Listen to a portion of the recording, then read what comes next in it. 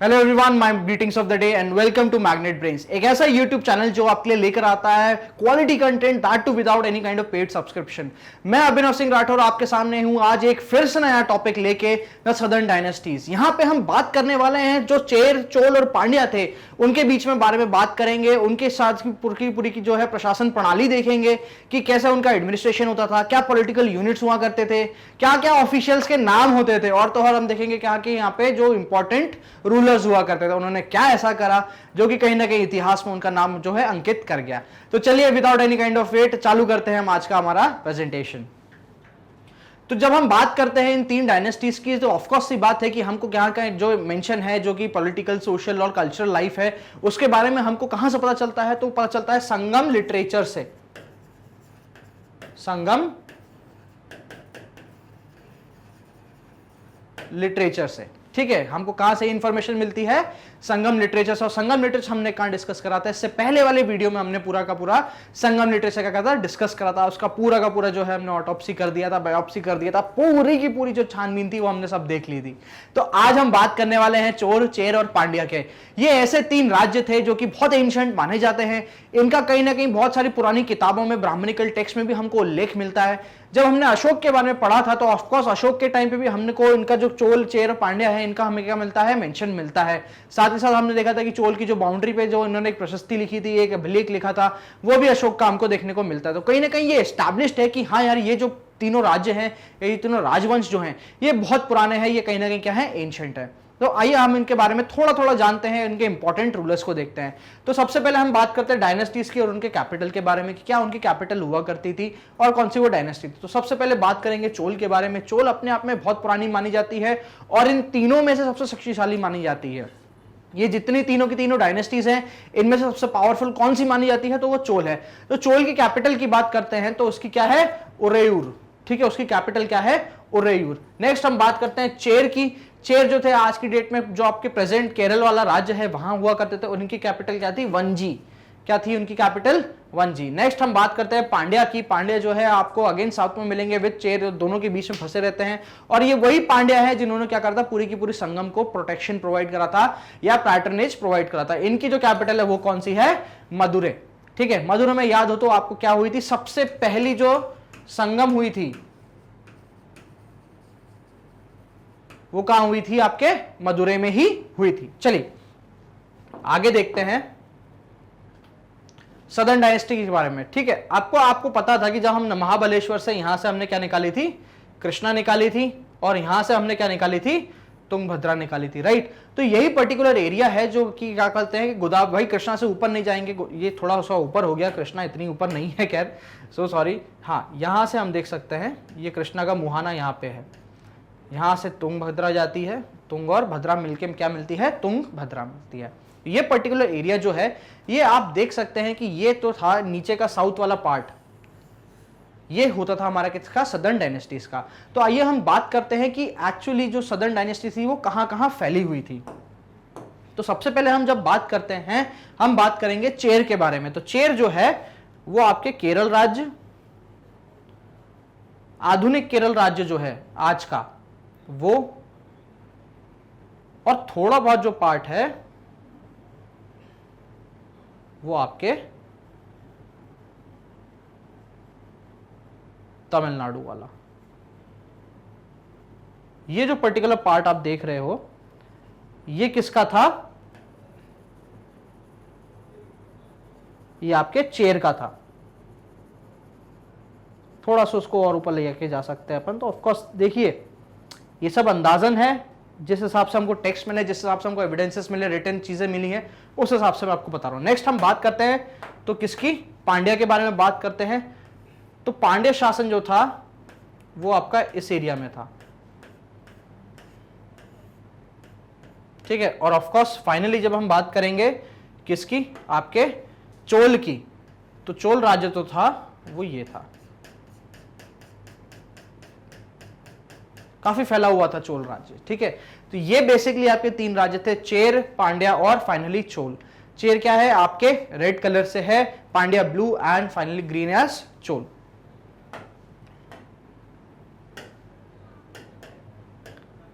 चलिए आगे देखते हैं। हमारे अब क्या करेंगे, हम एक एक डायनेस्टी को उठाएंगे और उनका जो है हम एक एक विश्लेषण करेंगे और उसका पूरा एग्जामिन करेंगे, इंपॉर्टेंट रूलर्स देखेंगे और ये सब।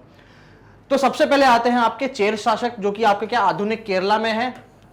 कहां है? आधुनिक केरला का जो पूरा एरिया है वो कहीं ना कहीं किसका अंडर आता था? चेर शासकों के अंडर आता था। ठीक है, ये एंशिएंट मोस्ट मानी जाती है amongst the three of them, कि भाई जो तीनों जो शाखाएं हैं, ये जो तीनों डायनेस्टीज हैं, ठीक है, इनमें से सबसे एंशिएंट मोस्ट किसकी है?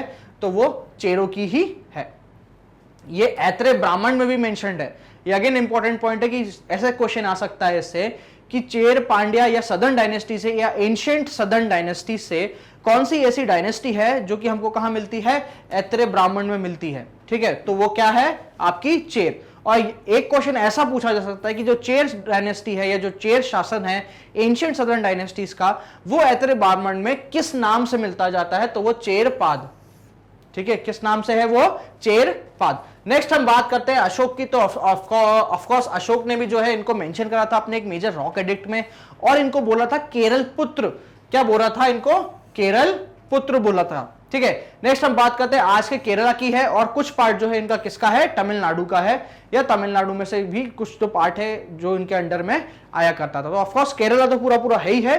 तो जो सदर्न टिप आप देखते हैं तमिलनाडु की, और जो थोड़ा सा उसका और थोड़ा नॉर्दर्न हिस्सा जो देखते हैं, जैसे कि ये आपका क्या है? साउथ इंडिया हो गया।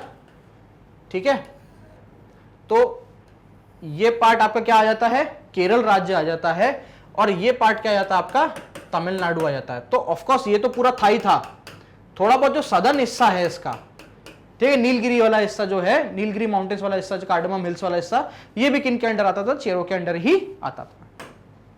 अब हम बात करेंगे इनके कुछ इंपॉर्टेंट रूलर्स के बारे में। ठीक है, तो सबसे पहले जो थे हमें क्या पता नहीं होता कि भाई उदयन जेरल जो थे इनके सबसे पहले शासक हुआ करते थे, ऐसा कुछ इंपॉर्टेंट नहीं है। नेक्स्ट हम बात करते हैं तो नेदुंजरल आदन की। ठीक है, नेदुंजरल आदन जो थे, इन्होंने क्या करा था? कैपिटल जो है मदुराई है वो इन्होंने शिफ्ट करी थी। ये इंपॉर्टेंट ट्रेड विद ग्रीक्स करा करते थे, क्योंकि देखिए अब देखिए सीधी सी कहानी है, ये अगर आपका भारत का कोस्ट है, ठीक है, और यहां पे आपका क्या है? यूरोप, तो ट्रेड अगर होगा वो अफ्रीका से होता हुआ ऐसा आएगा, ये आपका क्या आ जाएगा? अफ्रीका आ जाएगा, ये आपका पेनिनसुला एरिया आ गया। ठीक है, तो अगर ग्रीक्स के साथ ट्रेड, ध्यान रखिएगा उस टाइम पे स्विस कनाल नहीं हुआ करता था। ठीक है, तो अगर इनको आना होता था या तो ये कैसे आते थे? ये सी रूट, ठीक है, या फिर ये लैंड रूट।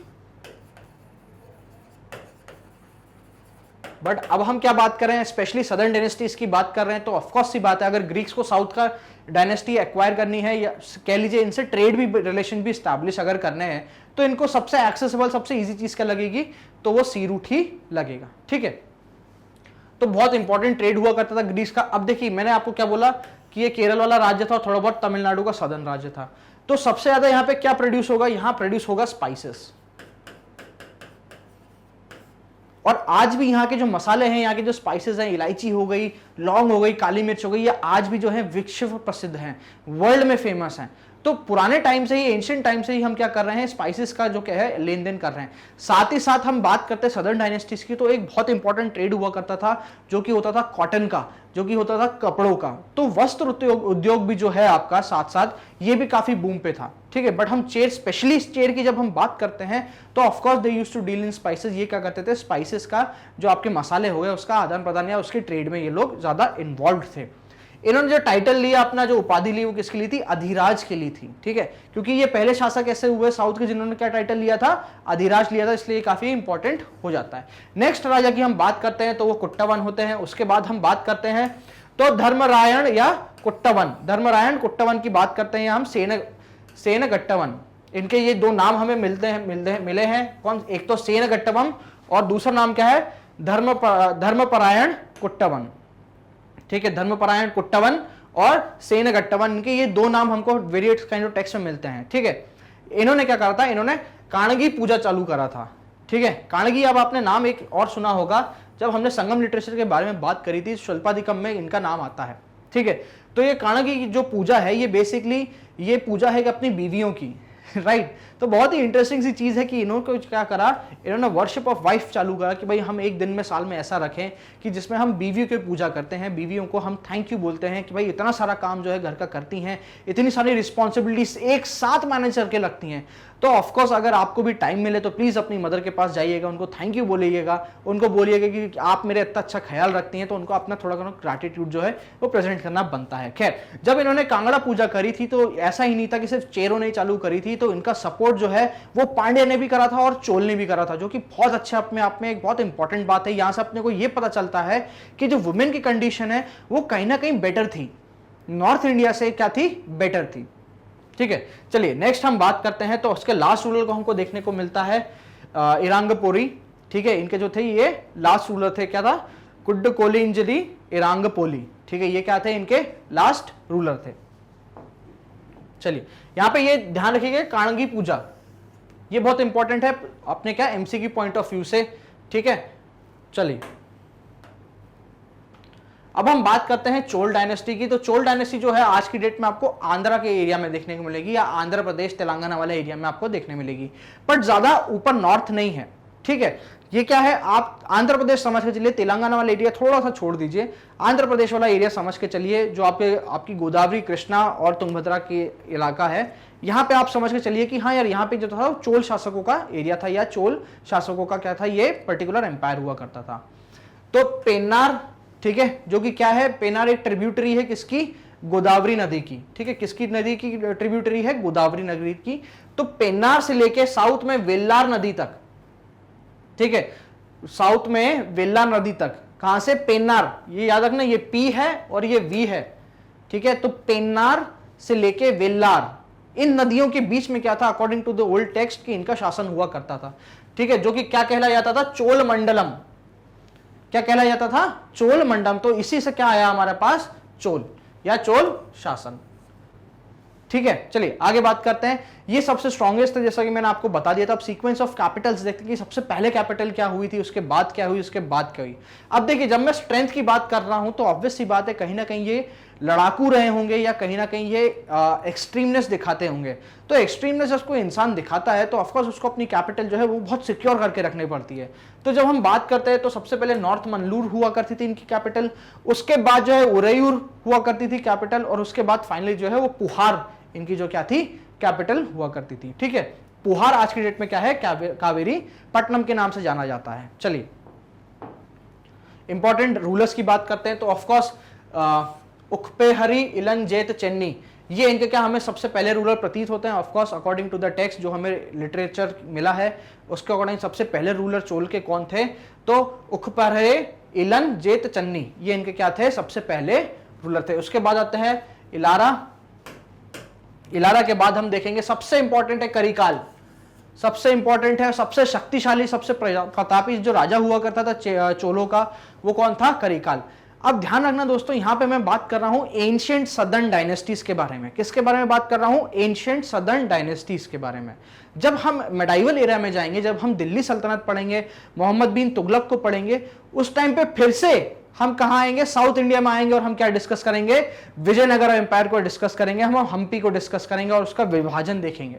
ठीक है, तो याद रखिएगा साउथ का जो विवरण है पूरी हिस्ट्री में, स्पेशली जो बहुत इंपॉर्टेंट एस्पेक्ट हेल्ड करता है, वो एक साउथ की एशियन डायनेस्टीज है, चेल, चोल और पांड्या, और ऑफकोर्स मेडाइवल हिस्ट्री के साउथ की डायनेस्टीज हैं, जो कि आपकी क्या है, विजयनगर एम्पायर। ठीक है, हरिहर और बुक्का जो थे उन्होंने वो स्टैब्लिश करी थी। खैर आगे देखते हैं। तो करिकाल जो है अपने बहुत इंपॉर्टेंट रूलर माने जाते हैं, बहुत शक्तिशाली, बहुत प्रतापी राजा माने जाते हैं। इनके साथ क्या हुआ था, जब ये शासन पे बैठे तो इनको डिथ्रोन कर दिया गया था, मतलब इनको शासन से हटा दिया गया था, कुछ कॉन्स्पिरेसी हो गई थी पांड्या के साथ, तो इनको क्या करता, डिथ्रोन कर दिया गया था। मतलब वही वाली कहानी है भाई, राजा बाली और उनके भाई की। ठीक है, राजा बली जो थे वो बैठे, अब उसके बाद उनके भाई आए। ठीक है, कौन थे आपके किष्किंधा के राजा, कौन थे, बली जो थे, ऑफकोर्स वो बड़े वाले भाई थे। उसके बाद सुग्रीव थे। तो भाई सुग्रीव ने ये सोचा कि भाई बली मर गया बेचारा, या बाली जो है वो मर गया फाइट करते करते, तो अब मैं राजा बन जाता हूं। राइट, तो अब क्या होता है, बाली आ जाता है, तो बाली तो यही सोचता है ना कि सुग्रीव ने क्या है, मेरे साथ में क्या करा है, छल करा है। राइट, उसने क्या करा है, मेरे साथ छल करा है। तो कहीं ना कहीं जब ये जब थ्रोन पे बैठते हैं, जब ये राजा बनते हैं, तो इनके साथ भी क्या होता है, एक षड्यंत्र होता है। ठीक है, हालांकि उस टाइम पे सुग्रीव ने कोई षड्यंत्र नहीं करता बेचारा, वो तो बहुत सीधा साधा अपना भाई की आज्ञा मान के बाहर खड़ा हुआ था गुफा के, बट इनके साथ जो है ना ये षड्यंत्र हो जाता है और फिर ये क्या करते हैं, बाद में लड़ाई करते हैं कि मेरे शासन के लिए, मेरे हक के लिए लड़ाई करते हैं। तो कुछ बैटल्स आके बात होती है, तो सबसे पहला आता है battle of Venni. Battle of Venni, इनने क्या करा था, 11 राजाओं को हराया था। किसको हराया था? 11 राजाओं को हराया था, जिसमें कि चेर और पांड्या दोनों जो है शामिल थे। ठीक है, अब 11 राजा बेसिकली देखो उस टाइम, समझो आप कह रहे हो सर, आप कह रहे हो कि यहां पे सिर्फ 3 डायनेस्टी थी, तो 11 राजा कहां से आ गए? ठीक है, अब देखना यहां पे याद रखना बेटा कि क्या होता था, फ्यूडल सिस्टम होता था। अब जैसे मान लीजिए मेरे पास ये पूरी की पूरी क्या है, लैंड है। ठीक है, मेरे पास क्या है, ये पूरा का पूरा लैंड है।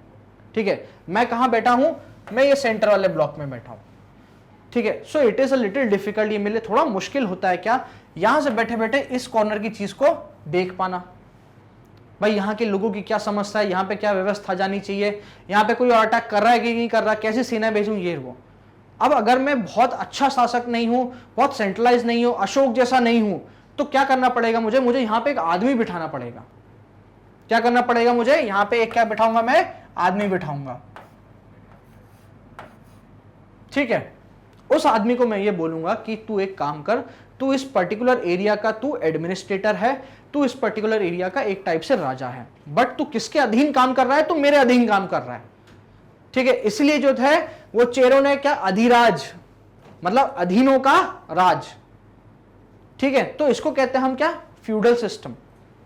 ठीक है, इसको हम क्या कहते हैं, सामंतवादी प्रणाली या सामंतवादी सिस्टम या फ्यूडल सिस्टम। समझ गए? ठीक है, तो ऐसे जो थे, ऐसे टोटल 11 राजा हुआ करते थे, जिसमें कि चेर और पांड्या भी इंक्लूडेड, तो उनको सबको इन्होंने हटाया। नेक्स्ट हम बैटल की बात करते हैं, तो वामे परन्नम मंडलई, ये बैटल होता है और इसमें क्या करा, इन्होंने 9 स्मॉलर रूलर को, जैसे ये छोटे छोटे राजाओं को, इनको हराया था और फाइनली अपना जो शासन है चोल का, वो क्लेम करा था, अपना थ्रोन जो है इन्होंने क्लेम करा था कि भाई साहब अब आ जाओ कोई सामने, देख लेंगे। ठीक है, 20 तो हो ही गए, 4-5 और सही। ठीक है, वही अशोक वाली कहानी। ठीक है, खैर आगे बात करते हैं। तो इन बैटल्स की हमको सोर्स ऑफ इंफॉर्मेशन कहां से मिलती है कि भाई देखिए ये बैटल हुए नहीं हुए, इसके कोई पुरातात्विक या आर्कियोलॉजिकल हमारे पास सोर्सेज या इंफॉर्मेशन नहीं है। हमारे पास क्या है, ये जो पूरी की पूरी हिस्ट्री आपके सामने आती है, ये 2 चीजों से रिक्रिएट करी जाती है। एक होते हैं आपके लिटरेरी सोर्सेस, यानी कि बुक्स हो गए, टेक्स्ट हो गए, और दूसरे होते हैं आपके आर्कियोलॉजिकल सोर्सेस। तो आर्कियोलॉजिकल सोर्सेज जो होते हैं वो बहुत ही लिमिटेड होते हैं, और ऑफकोर्स वो ऑथेंटिक बहुत होते हैं, बट वो लिमिटेड होते हैं। जरूरी नहीं है कि भाई आज की डेट में जैसे कालीबंगन का जुता हुआ खेत जो था, हमने देखा था कि पूरा का पूरा प्रिजर्व था, तो जरूरी नहीं है कि ऐसा का ऐसे पूरा प्रिजर्व कोई एक पुरातात्विक या आर्कियोलॉजिकल एविडेंस जो है वो ऐसे ही कंडीशन में स्टोर रहे। It is very difficult, it is very unnatural of it. ठीक है, तो इसलिए हम क्या करते हैं, डिपेंड करते हैं एंशिएंट हिस्ट्री स्पेशली। ठीक है, हमको मेडाइवल की और मॉडर्न के तो बहुत मिल जाते हैं, बट जब एंशिएंट हिस्ट्री की बात करते हैं, दैट टू हम बहुत एंशिएंट की बात कर रहे हैं यहाँ पे। ठीक है, महाजनपद पीरियड के बाद की बात कर रहे हैं यहाँ पे हम। ओके, तो इतना पुराना एविडेंस मिलना अपने आप में बहुत मुश्किल होता है। और तो और क्या बोलते हैं, मुश्किल के साथ साथ क्या होता है कि हमको किस पे डिपेंड करना होता है, हमको लिटरेरी सोर्सेज पे डिपेंड करना होता है हिस्ट्री को रिक्रिएट करने के लिए। ठीक है, तो इसलिए जो सोर्स ऑफ इंफॉर्मेशन यहाँ पे होती है एंशिएंट हिस्ट्री में, ज्यादातर क्या होती है, किताबें होती हैं। जैसे कि हमने जब मॉडर्न एडमिनिस्ट्रेशन के बारे में बात करी थी, तो हमने पूरा का पूरा मॉडर्न एडमिनिस्ट्रेशन 2 किताबों के बेसिस पे हमने पूरा बनाया था। पहली थी आपकी क्या, अर्थशास्त्र, ठीक है, किसकी थी, कौटिल्य की थी, और दूसरी कौन सी थी, इंडिका, किसकी थी, मेगास्थनीज की थी। ऐसी जो है यहाँ पे सोर्स ऑफ इंफॉर्मेशन की जब हम बात करते हैं, तो पट्टुपातु करके एक बुक है जिसमें ये लिखा गया है, और उसके हिसाब से ये कहीं ना कहीं, क्योंकि हम कह रहे हैं कि ये स्ट्रॉन्गेस्ट रूलर हुआ करते थे, बहुत इंपॉर्टेंट थे, तो ये पॉसिबल है कि इन्होंने क्या करा था, 20 राजाओं को टोटल 2 बैटल्स में हराया था। ठीक है, चलिए आगे बात करते हैं। शिल्पाधिकरम की जो बुक है जिसको हमने बात करी थी, एक एपिक थी, महाकाव्य था, किसके टाइम का, संगम लिटरेचर के टाइम का। तो उसमें जो करिकाल थे, ठीक है, इसमें क्या लिखा है कि जो करिकाल हैं ये कहां पहुंच गए थे, ये पहुंच गए थे आपके कहा, हिमालय। कहां पहुंच गए थे, आपके हिमालय पहुंच गए थे, सबको हराते हुए कहां पहुंच गए थे, हिमालय पहुंच गए थे। मतलब ऑलमोस्ट इन्होंने क्या करा था, जब मैं बात करता हूं इंडिया की,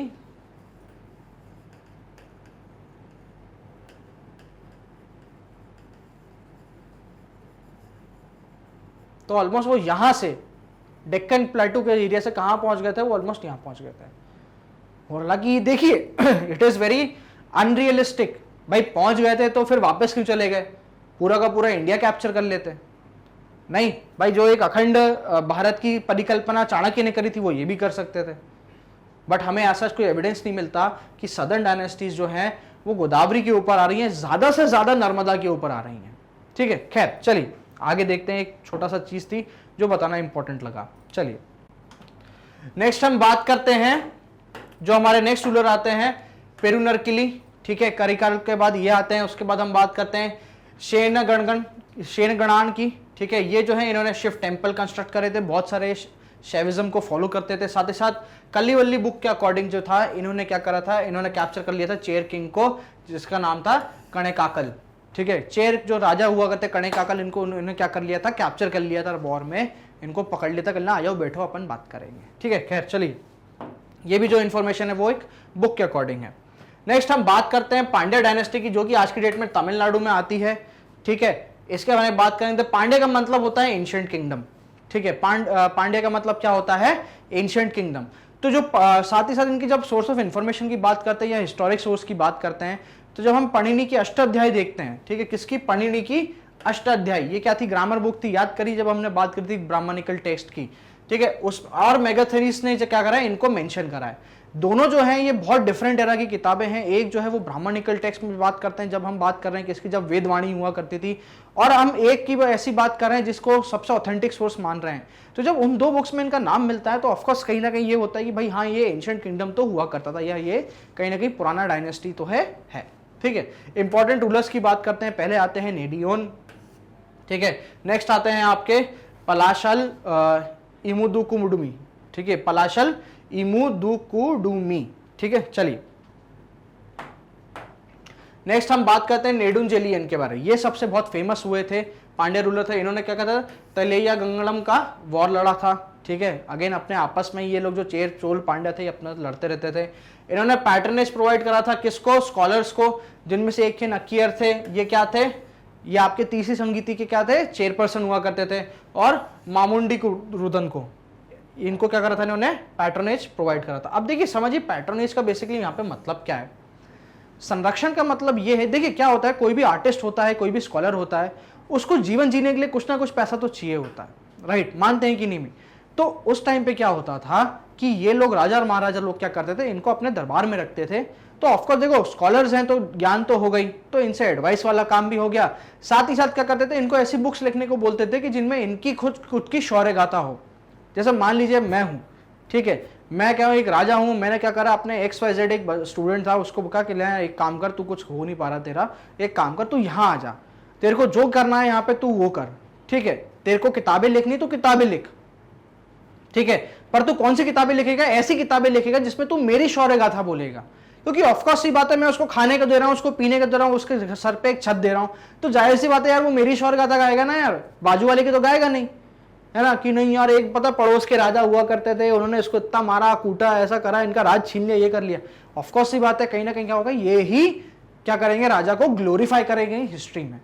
और ऑफकोर्स सी बात है कि भाई कलम की ताकत जो है वो किसी से छुपी हुई नहीं है।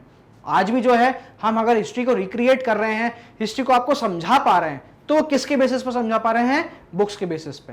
ठीक है, चलिए आगे देखते हैं। नेक्स्ट हम बात करते हैं वरिशिली के कोरके, फिर नल्लीवर्कदम की। ये आखिरी पांड्या रूलर होते थे। इनकी जो इंफॉर्मेशन है वो हमें नत्तनार बुक से या पोएम से मिलती है। ठीक है, चलिए नेक्स्ट हम बात करेंगे सदर्न इकोनॉमी के बारे में। अब हम बात कर रहे हैं बेसिकली पूरा कलेक्टिव के बारे में। अब हम यहाँ पे इंडिविजुअल डिस्कस नहीं कर रहे। जैसे कि हमने देखा था मौर्यन एडमिनिस्ट्रेशन में या मौर्यन एम्पायर में, तो हमने एक मौर्यन एम्पायर के बारे में जाना था, मौर्यन एम्पायर की कलेक्टिव एडमिनिस्ट्रेशन के और पॉलिटिकल सिनेरियो के बारे में जाना था। भाई वो जो एडमिनिस्ट्रेशन था वो चंद्रगुप्त के टाइम पे भी था, वो बिंबिसार के टाइम पे भी था, और वो अशोक के टाइम पे भी था, और आगे भी चला। ठीक है, ऐसी जो है अब जो हम डिस्कस करने वाले economy, social, women's life, polity, official से सब जो है ये हम एक कलेक्टिव बेसिस पर डिस्कस करने वाले हैं कि भाई कलेक्टिवली जो था ये सिनेरियो हुआ करता था सदर्न डायनेस्टीज में या कि एंशिएंट सदर्न डायनेस्टीज में। तो ट्रेड और एग्रीकल्चर जो था वो मेन प्रैक्टिसेस थी। ऑफ कोर्स सी बात है कि भाई वहां पे एग्रीकल्चर है, पूरा का पूरा जो स्पेशली ईस्टर्न कोस्टल प्लेन्स है वो ज्यादा फर्टाइल है, वो ज्यादा कल्टिवेबल है। उरैयूर जो था वो मेजर सेंटर था कॉटन ट्रेड का। ठीक है, उरैयूर क्या था, मेजर सेंटर हुआ करता था कॉटन ट्रेड का। पर्ल और शिप इंडस्ट्रीज भी हुआ करती थी वहां पे भाई, पर्ल निकालना, समुद्र से मोती निकालना, साथ ही साथ ship industry, ship making industry जो थी वो भी अपने आप में बूम थी, किसके, प्रैक्टिसेस के साथ साथ, एग्रीकल्चर और ट्रेड के साथ साथ, ठीक है, ट्रेड में भी क्या, स्पेशली कॉटन। इनकी प्रॉस्पेरिटी का मेन रीजन ये था कि ये बाहर या विदेशी व्यापार करते थे। इंटरनल व्यापार तो होता ही होता था, इंटरनल व्यापार में क्या करते ये लोग बार्टर सिस्टम का यूज करा करते थे, बट जब विदेशी सरकार की बात आती थी या विदेशी ट्रेड की या जो ग्रीक ट्रेड की बात आती थी, वही मेन रीजन हुआ करता था इनका क्या, प्रॉस्पेरिटी का, इतनी चकाचौंध का, इतना आप कह सकते हैं कि भाई पैसा और ये है वो है, बिल्कुल मतलब जो ठाट वाली लाइफ थी ना वो किसकी वजह से थी, तो वो फॉरेन ट्रेड की वजह से हुआ करती थी, ठीक है। जब हम ग्रीक मैन्युस्क्रिप्ट्स को देखते हैं या ग्रीक हिस्टोरियंस को देखते हैं या उनकी हिस्ट्री को देखते हैं तो हमें यह पता चलता है कि ग्रीक्स की यहाँ पे एक बस्ती भी हुआ करती थी, ठीक है, ग्रीक्स की यहाँ पे क्या थी, एक बस्ती भी हुआ करती, और रिसेंटली इस particular southern eastern coastal plain पे स्पेशली क्या है, ग्रीक की जो एक बस्ती है उसके पुरातात्विक हमें आर्कियोलॉजिकल सोर्स हमें जरूर मिलेगा, रिसेंटली की बात है। खैर आगे बात करते हैं, पेरिप्लस ये एक बुक है, ठीक है, जहां पे throws international trade off this time, this throws light on international trade off this time. Periplus जो बुक है ये कहां की है, ये आपके ग्रीक साम्राज्य की बुक है, ये ग्रीक हिस्ट्री की बुक है, और ये जो है वो उस टाइम के ग्रीक ट्रेड का आपको विवरण देती है, मतलब ये ग्रीक्स के साइड से बताती है, ये इंडिया के साइड से नहीं बताती। किसके साइड से बताती है, ग्रीक के साइड से बताती है कि भाई हाँ एक इंडिया नाम का देश हुआ करता था, हम वहां से क्या करते थे, वहां से कॉटन खरीदते थे, हम वहां से मसाले खरीदते थे, और ये वो चीज, ठीक है। नेक्स्ट बात करते हैं, हिप्पियालस एक अगेन नाविक हुआ करते थे, एक नेविगेटर हुआ करते थे, इन्होंने क्या करा था, मॉनसून विंड्स की डिस्कवरी करी थी, इन्होंने क्या करा था, मॉनसून विंड्स की डिस्कवरी करी थी। अब ये मॉनसून विंड्स बेसिकली क्या है, जब हम ज्योग्राफी पढ़ेंगे, जब हम इंडिया का क्लाइमेट पढ़ेंगे तो हम इस मॉनसून विंड के बारे में पढ़ेंगे, ठीक है, तब आपको समझ में आएगा कि मॉनसून विंड्स जो है ये इतनी इंपॉर्टेंट क्यों थी और इसको डिस्कवरी को हमने स्पेशली हिस्ट्री में क्यों इतना इन्वॉल्व करा है। नेक्स्ट हम बात करते हैं जल घड़ी, जो समय होता था, समय देखने के लिए, समय जानने के लिए इनके पास एक यंत्र हुआ करता था जिसको क्या नाम दिया गया था, जल घड़ी, ठीक है। तो जल घड़ी के थ्रू जो है ये लोग क्या करते थे, ये टाइम की जानकारी लेते थे या टाइम बता पाते थे। नेक्स्ट हम बात करते हैं साउथ की सोसाइटी के बारे में, ठीक है। तो customs of making idols for the martyrs, जैसे कि भाई जो शहीद हो जाते थे बैटल्स में, जैसे कि अब मैंने आपको शुरू में बताया, संगम लिटरेचर के टाइम पे भी हमने डिस्कस करा कि इन तीनों शासकों के बीच में टेंशन बहुत था, राइट। तो क्या होता था कि जो मार्टर हो जाते थे, जो लोग शहीद हो जाते थे, उनका पुतला बनाने की जो थी एक प्रथा चलती थी यहाँ पे, और वही जो है इसकी एक क्या एक मेजर फीचर हो जाता है। नेक्स्ट हम बात करते हैं कुछ वर्णों के बारे में या पर्टिकुलर सेक्शंस ऑफ सोसाइटी के बारे में। सबसे पहले हम फार्मर्स की बात करेंगे। फार्मर्स को क्या बोलते थे, तो वेल्लार बोलते थे। क्या बोलते थे, वेल्लार बोलते थे, और इनका जो हेड होता था उसको क्या बोलते थे, वेलीर। क्या बोलते थे इनको, वेलीर। नेक्स्ट हम बात करते हैं मर्चेंट और ट्रेडर्स की, तो इनको क्या बोलते थे हम, वेनिगार बोलते थे। ये विनेगर नहीं है, वेनिगार है, ठीक है। तो जब मर्चेंट्स और ट्रेडर्स थे उनको क्या बोलते थे हम, वेनिगार बोलते थे। नेक्स्ट हम बात करते हैं जो group of dancers and entertainers हुआ करते थे। भाई ये लोग क्या करते थे, ग्रुप हुआ करता था औरतों का और आदमियों का, ये अलग अलग जाते थे, ढोल बजाते थे, नाचते थे, लोगों का एंटरटेनमेंट करते थे, और वहां से जो पैसा मिलता था उसे ही अपनी कहीं ना कहीं जीवनी चलाते थे। तो ऐसे लोगों को स्पेशली ग्रुप ऑफ डांसर्स जो फीमेल है उनको पन्नार बोला जाता था, और मेल्स है उनको वडेलियार बोला जाता था, ठीक है। क्या बोलते थे, वडेलियार कौन थे, मेल थे जो ज्यादातर इंस्ट्रूमेंट्स बजाया करते थे, और पन्ना जो थी वो फीमेल्स हुआ करती थी, ज्यादातर डांस करा करती थी, ठीक है। प्रैक्टिस ऑफ टूमस्टोन, यानी कि एक शिला गाड़ना, एक पत्थर गाड़ना, जो भी इंसान मरा है, जो भी इंसान शहीद हुआ है, जो भी चीज है, ठीक है। आज हम जो प्रथा देखते हैं स्पेशली इन क्रिश्चियंस में, भाई एक कब्र होती है, उसके आगे एक टूमस्टोन होता है, वहां पे बहुत सारी चीजें लिखी हुई होती हैं कि भाई हाँ ये इंसान था, यहाँ से यहाँ तक ये जिया, और इसके बारे में खास चीज ये थी। तो जो टूमस्टोन की प्रथा है वो भी हमें यहाँ पे देखने को मिलती है। एक मेगालिथ हमें को देखने को मिलता है जिसको क्या बोलते थे, वीरगल और वीर प्रस्तर।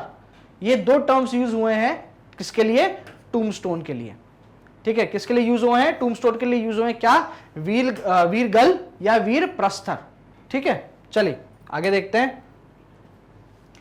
कंडीशन ऑफ वुमेन पे बात करते हैं। मलेचियर और ओविरेर, ठीक है, ये दो ऐसी कवित्रियां हैं जिनके बारे में हमको क्या मिलती है, इंफॉर्मेशन मिलती है संगम लिटरेचर के टाइम से। तो दैट मीन्स यहाँ पे जो औरतें थी जरूर कहीं ना कहीं पढ़ी लिखी जरूर रहती थी, बट इनका परसेंटेज कम था, ठीक है। क्यों, क्योंकि इतनी बड़ी प्रजा में से हमें अगर सिर्फ 4 या 5 लोगों का ही नाम मिल रहा है, तो कहीं ना कहीं हम ये अनुमान लगा सकते हैं कि क्या है, कि कहीं ना कहीं क्या है, अभाव है किसी चीज का। नेक्स्ट हम बात करते हैं तो कडेसिविर, ठीक है, ये क्या थी, ये लोअर सेक्शन ऑफ सोसाइटी की फीमेल फार्मर्स हुआ करती थी। ठीक है। जैसे मान लीजिए जो लोअर वर्ण होता था या जो लोअर सेक्शन ऑफ सोसाइटी था, उसमें जो फीमेल्स होती थी वो भी काम करा करती थी। क्यों? क्योंकि भाई देखिए ऑब्वियस सी बात है, पति का हाथ तो बटाना ही पड़ेगा, कोई उसके लिए तो आएगा नहीं काम करने, राइट। तो जो पति का हाथ बटाती थी, जो फार्मिंग करती थी, ऐसी लोअर सेक्शन ऑफ सोसाइटी की जो वुमेन्स थी, उनको हम क्या बोलते थे? कड़े सिविर। ठीक है। नेक्स्ट हम बात करते हैं मैरिजेस के बारे में। बात हुई है कुछ टाइप की मैरिजेस जो है वो ऑफकोर्स हमें देखने को मिलती है। पहली है पंचतीर्णे। पंचतीर्णे इज बेसिकली लव मैरिज, जहां दोनों पक्षों की सहमति है कि हाँ भाई लड़का भी राजी लड़की भी राजी, तो बीच में क्या करेगा? काजी। नेक्स्ट बात करते हैं कैकिणे। ठीक है। ये क्या होता था? ये वन साइडेड लव होता था। ठीक है। ये क्या होता था? ये वन साइडेड लव होता था, और दूसरे के यहाँ बात कर ली कि भाई देखो हमें आपकी लड़की पसंद है या हमें आपका लड़का पसंद है, जो भी चीज है, जो भी सिनारियो है, आपस में बैठ के बात कर लेते हैं। नेक्स्ट बात आते हैं पेरुनिते की। अब ये जो था भाई, ये सब ये अगवा विवाह हुआ करता था। क्या करते थे भाई? लड़की उठा ले गए। ठीक है भाई, हमको उससे प्यार है, हम लड़की उठा ले आते। तो ये जो था ये बहुत ही इसको गलत माना जाता था, बट साथ साथ ये सबसे मोस्ट पॉपुलर हुआ कर मोड ऑफ मैरिज हुआ करता था। ठीक है। इसको उस सोसाइटी में उस टाइम पे इसको बहुत ही गलत माना था, इसको बहुत ही गलत नजरिए से भी देखा जाता था। तो मतलब सोसाइटी कहीं ना कहीं थी भाई, आप ये कह सकते हैं कि ये लोग कहीं ना कहीं थोड़ी हिपोक्रेसी थी कि हाँ भाई हम इसको गलत तो मान रहे हैं, बट सबसे ज्यादा अगर मैरिज प्रैक्टिसेस अगर हुई है तो वो इसी मोड में हुई है। चलिए खैर, ये इस टाइप से जब हम हिंदी ब्राह्मणिकल टेक्स्ट, जब हम हिंदी संस्कारों की बात करते हैं, हम उसमें विवाह अष्ट विवाह की बात करते हैं। ये बेसिकली रावण विवाह है, जब इसमें क्या करते हैं हम हरण कर लेते हैं किसी का। चलिए आगे देखते हैं। विडो मैरिज जो थी उसको प्रमोट करा गया है। सती का जो एविडेंस है वो हमें सिर्फ फोक टेल्स में मिला है। ठीक है। सती का रिटन एविडेंस जो है फर्स्ट, जिसको हम बहुत ऑथेंटिक मान सकते हैं, जो पत्थर में गड़ा हुआ है, वो तो ऑफकोर्स कहा है कि वो गुप्ता एम्पायर में हमने को देखने को मिलेगा, हम आगे देखेंगे वो। बट जब हम फोक टेल्स की बात करते हैं, जो लोकल कथाएं हैं, गाथाएं हैं, उनकी जब बात करते हैं, तो वहां हमें एविडेंस किसका मिलता है? सती का मिलता है। बट ये करेक्ट कितना है कितना नहीं है हम नहीं बता सकते, क्योंकि ये क्या है? ये लोकल गाथाएं, ये फोक टेल्स हैं। तो जरूर हो सकता है कि ये मनगढ़ंत भी हो सकता हो ये किसी पर्टिकुलर एविडेंस पे या इंसिडेंस पे बेस्ड भी हो। विडो की जो कंडीशन है वो अच्छी नहीं थी। विडो को क्या होता था, कैसे ट्रीट करते थे भाई? उसको ऑफकोर्स कलर्स नहीं पहनने देते थे, उसका सर मुंडवा के रखते थे, उसको एक कोने में रखते थे। She was not allowed to do any religious practices, वो कहीं आ नहीं जा सकती थी, कहीं जा नहीं सकती थी। तो अगर ये लोग विडो रीमैरिज को भी प्रमोट करते थे, बट अगर कोई विडो रहना चाहती है, वो जीवन भर अब दोबारा मैरिज नहीं करना चाहती, तो उसकी कंडीशन ऑफकोर्स कहीं ना कहीं क्या थी? वर्स थी। नेक्स्ट हम बात करेंगे पॉलिटिकल यूनिट्स के बारे में। जो हमने देखा था कि पहले मौर्यन एम्पायर के बारे में कि पूरा का पूरा शासन जो है वो कितने भागों में टूटा हुआ है, कितने यूनिट्स में टूटा हुआ है, ऐसे ही हम यहाँ पे भी देखेंगे कि जो पूरा का पूरा सदर्न डायनेस्टीज हुआ करती थी वो कितने यूनिट्स में टूटी थी। सबसे पहले राष्ट्र या राज्य, तो ऑफकोर्स सी बात है भाई ये सबसे ऊपर वाली यूनिट रहेगी। ठीक है। नेक्स्ट हम इसका कौन है? मंडलम। इसको क्या बोलते थे हम? मंडलम। फिर आता था स्टेट। स्टेट मतलब ऑफकोर्स छोटी यूनिट, उसको हम क्या बोलते थे? नाडु। उसको क्या बोलते थे हम? नाडु। तो मतलब इस मंडलम क्या है? आपका सेंटर है। उसके बाद क्या आता है आपका? नाडु। नाडु के बाद आती थी सिटीज, ये बड़ी सिटीज हुआ करती थी। ठीक है। इनको क्या बोलते थे? उर। क्या बोलते थे इनको?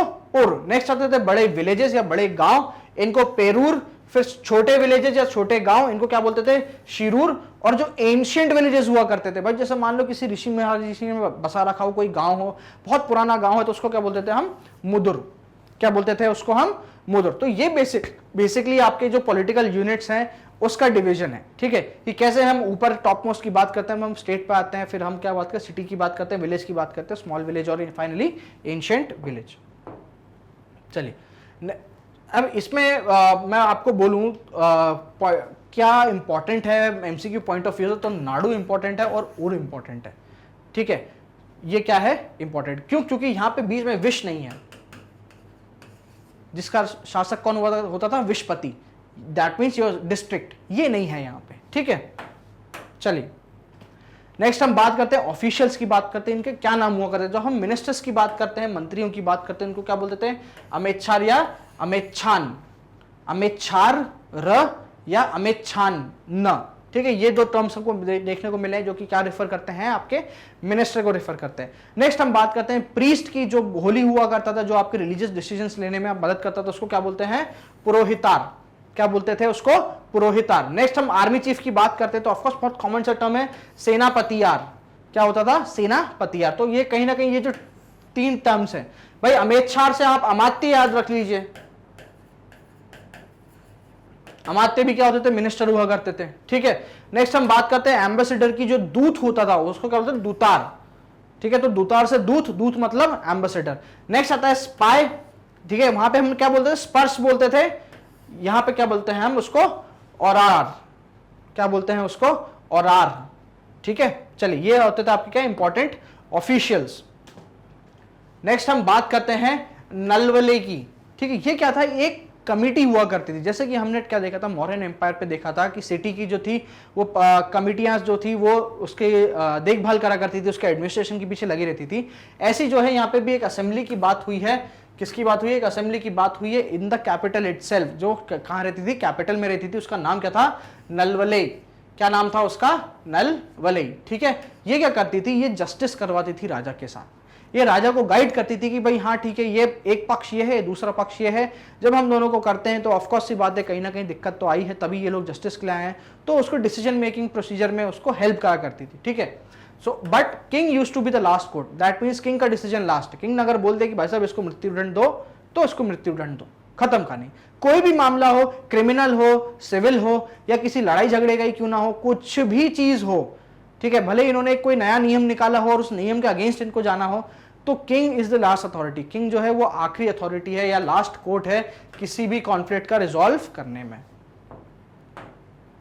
तो ये थी आपकी बेसिक सदर्न डायनेस्टीज। हमने बात करी चेर, चोल, पांड्या तीनों की, हमने बात करी उनके ऑफिशियल्स के बारे में, उनके बेसिक सोशल, इकोनॉमिकल और पॉलिटिकल लाइफ के बारे में भी।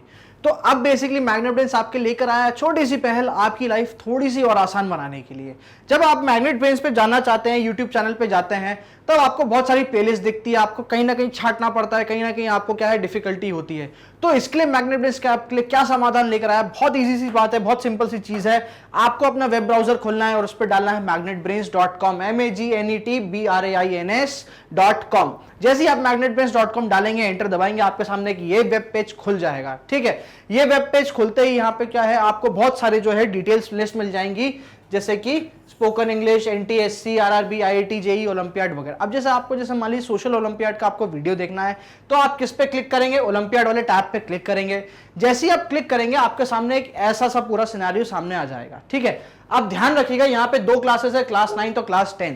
आपको कहां जाना है, क्लास 9 पे जाना है, क्योंकि मैं अभी क्या पढ़ा रहा हूं आपको, क्लास 9 का नेशनल सोशल स्टडीज ओलंपियाड पढ़ा रहा हूं। तो जैसे आप क्लास 9 के टैब पे क्लिक करेंगे, आपके सामने जितने भी ओलंपियाड टीचर्स हैं जो आपको वेरियस सब्जेक्ट पढ़ा रहे हैं, साइंस हो गया, इंग्लिश हो गया, लाइक, तो ये सब के सब वीडियोस आपको यहाँ पे मिल जाएंगे, सबकी प्लेलिस्ट आपको यहाँ पे मिल जाएंगी। सोशल साइंस देखने के लिए आपको कुछ नहीं करना है, यहाँ पे सीधा वॉच नाउ है, वॉच नाउ पे आप क्लिक करेंगे तो आपका एक नया पेज खुलेगा, ठीक है। तो वो पेज कैसा दिखेगा, वो कुछ ऐसा दिखेगा, ठीक है। जब आप इसको स्क्रॉल डाउन करेंगे इस पेज को, तो यहां पे आपको पूरी की पूरी लिस्ट मिल जाएगी वीडियोस की, बहुत सारे वेरियस चैप्टर्स जो भी हैं, पूरी की पूरी जो प्लेलिस्ट है वो आपको यही मिल जाएंगी। आपको कहीं तक कुछ सर्च करने की जरूरत नहीं है, बहुत ही इजी स्टेप्स है, बिल्कुल आप क्या कर सकते हो, आप कर सकते हो। अब जैसे फॉर एग्जांपल आपको इंडस वाले सिविलाइजेशन भी देखना है, सीधा आपने क्या करा, प्लस पे क्लिक करा, इंडस वाले के सारे वीडियोस आ गए, सारी लिस्ट आ गई, और सीधा वहां से आप क्या कर सकते हो, वॉच नाउ कर सकते हो। वॉच नाउ का वहां पे भी सीधे क्या है, लिंक दिया हुआ है। तो जब आप वॉच नाउ करोगे तो ये आपको यूट्यूब पे डायरेक्ट नहीं करेगा, ये वहीं का वहीं उसी पेज पे क्या कर देगा, आपके लिए यूट्यूब प्लेयर खोल देगा, ठीक है। सो ऑफकोर्स यूट्यूब के जैसा ही सीधा सीधा इंटरफेस है, वही यूट्यूब प्लेयर है। क्वालिटी आप चाहो तो ऊपर नीचे कर सकते हो, स्पीड आप चाहो तो ऊपर नीचे कर सकते हो, प्ले पॉज पूरा जो फंक्शन है वो यही है। साथ ही साथ नेक्स्ट वीडियो का भी आपके पास क्या है, यहाँ पे ऑप्शन मिल जाता है। अब अगर चाहो कि आपको यार सर मेरे को क्या करना है, सर मेरे को अभी ओलंपियाड नहीं पढ़ना है, मेरे को क्या पढ़ना है, अपने 9th या 10th का मेरे को सब्जेक्टिव पढ़ना है, ठीक है। यानी कि मान लो कि जो सब्जेक्ट की बात आती है, तो सीधा कुछ नहीं करना है, इसको क्लोज करना है। क्लोज करने के बाद वापस मैग्नेट ब्रेन्स के होम पेज पे आ जाओगे आप, ठीक है। जैसे ही होम पेज आया, ठीक है, this is your home page of magnetbrains.com, ठीक है। ये मैग्नेट ब्रेन्स के यहाँ पे लोगो पे क्लिक कर देना, तो आप सीधे कहाँ जाओगे, होम पेज पे आ जाओगे, ठीक है।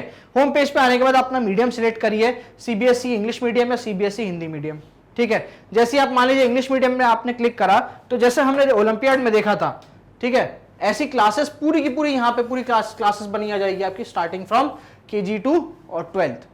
तो जो भी क्लास आप चाहोगे उसके टैप करो, उस पर टैब पे क्लिक करो, 9th हो गई, 8th हो गई, 7th हो गई, जो भी चीज है उस पर क्लिक करो, ऐसा का ऐसा ही यूजर इंटरफेस जो है आपके सामने तुरंत आ जाएगा। जो भी सब्जेक्ट आपको लगता है आप बिल्कुल पढ़िए। मैग्नेट ब्रेन्स बेसिकली क्या करता है, आपके लिए लेकर आता है क्वालिटी कंटेंट, वो भी बिना किसी पेड सब्सक्रिप्शन के। हम देखते हैं शिक्षा को कि शिक्षा सबका अधिकार है, वो सबको मिलना चाहिए, that too without any kind of commercialisation. ठीक है, तो इसलिए क्या है कि आपको कुछ नहीं करना है, सीधा magnetbrains.com पे जाना है, उसकी साइट देखनी है और अपने आप देखिए टेक्नो साइवी पर्संस आप सभी लोग हैं, आप बिल्कुल आसानी से समझ जाएंगे। ठीक है, तो यहाँ पे बेसिकली साउदर्न डायनेस्टीज का जो पीरियड है वो खत्म होता है। अगले पार्ट में हम बात करेंगे गुप्तास के बारे में, उनके वेरियस काइंड ऑफ रूलर्स देखेंगे, उन्होंने क्या क्या ऐसे काम किए वो देखेंगे। हम बात करेंगे चंद्रगुप्त विक्रमादित्य के बारे में, जी हाँ वही विक्रमादित्य जो आपको विक्रम बेताल की कहानियों में मिलते हैं, और तो और हम बात करेंगे साथ में उनके एडमिनिस्ट्रेशन के। तो प्लीज कैसा लगा वीडियो हमें कमेंट्स में जरूर बताइएगा, साथ ही साथ इसको लाइक करें, सब्सक्राइब करें और शेयर तो बिल्कुल करते रहिए। Thank you for watching.